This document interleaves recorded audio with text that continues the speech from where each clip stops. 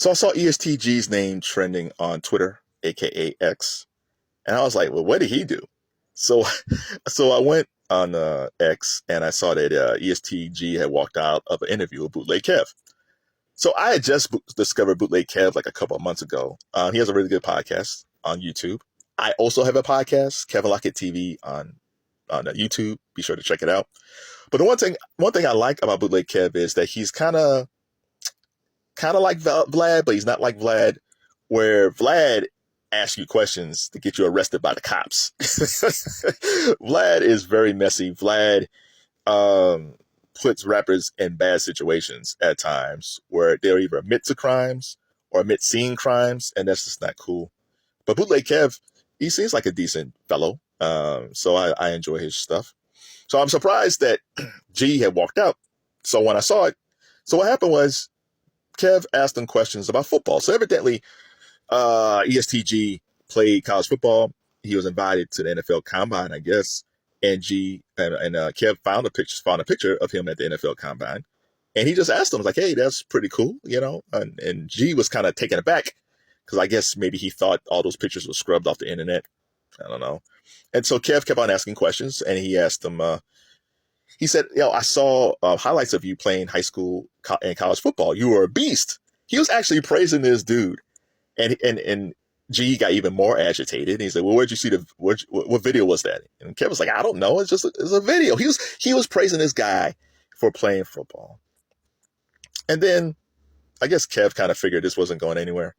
So he said, okay, well, let me ask you about your relationship with Gotti, because there was a bidding war for ESTGee before he signed with Gotti, and out his feelings about that.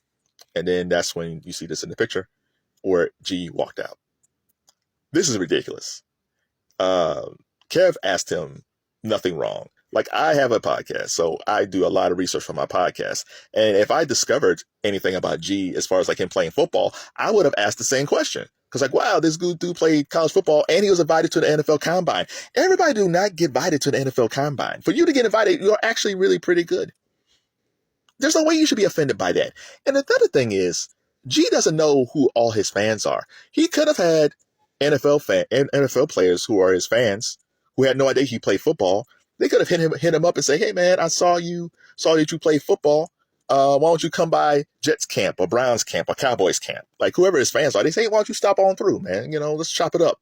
Or these guys might have a private party, and they might say, hey man, I have a private party. My girl's having a birthday party. We want you to perform. How much do you charge?